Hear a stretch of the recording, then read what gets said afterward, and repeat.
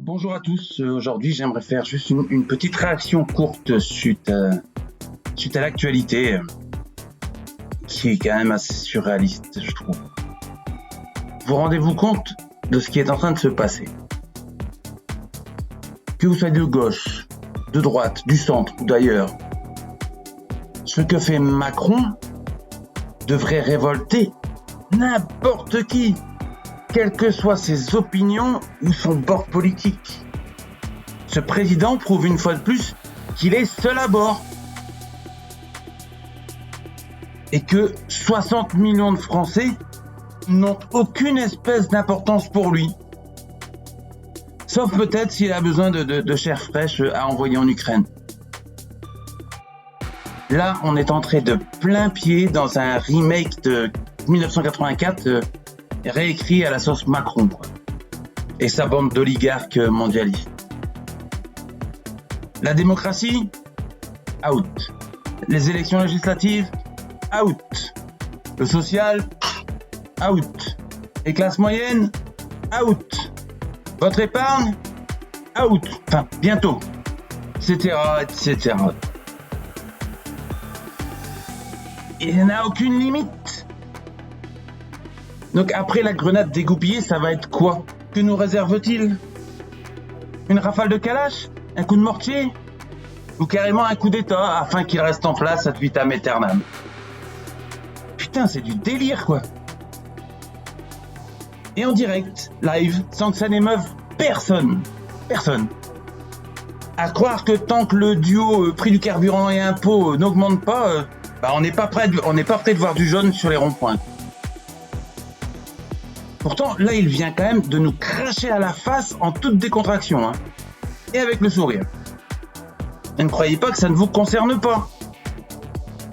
Parce que là, le message est fort et clair, comme on dit en aviation. Si vous êtes d'accord avec lui, c'est bien. Sinon, rien à foutre. C'est tout. Il traite 60 millions de Français de la même façon qu'il traite ses larbins dans son parti. Avec condescendance, supériorité, dédain, arrogance, mépris, bref. Tous les pires adjectifs lui vont comme un gant. C'est plus Macron premier à ce niveau-là, c'est César. Qu'est-ce qui peut bien l'arrêter maintenant? Qu'est-ce qui peut bien l'arrêter? Quand on voit une Marine Le Pen qui croit encore pouvoir se retrouver à la tête de l'État et pour ça est prête à toutes les bassesses et compromissions, tout comme son pantin aux 21 amendements à Bruxelles, là, c'est surréaliste. Pour ce qui est de la droite, alors là, j'ai même pas de mots. Tant ils sont indécents, inconsistants, opportunistes à souhait. Regardez Wauquiez, qui lundi tape sur les plus pauvres qui touchent la rentrée scolaire. Alors qu'on apprend mardi qu'ils se payent des festins à plus de 1000 balles sur le compte de l'État, avec notre argent. Rien que ça, c'est impensable. Mais c'est à croire qu'on est désensibilisé.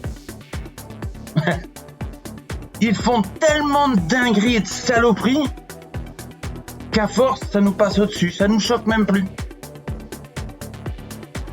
Bref, si après tout ça, les Français acceptent sans broncher, peut-être que finalement, c'est qu'ils aiment ça. Je sais pas. Qui sait? Peut-être qu'un jour, on le verra arriver en fouet latex à l'Élysée. Et ça choquera même pas, de toute façon. Mais où va-t-on?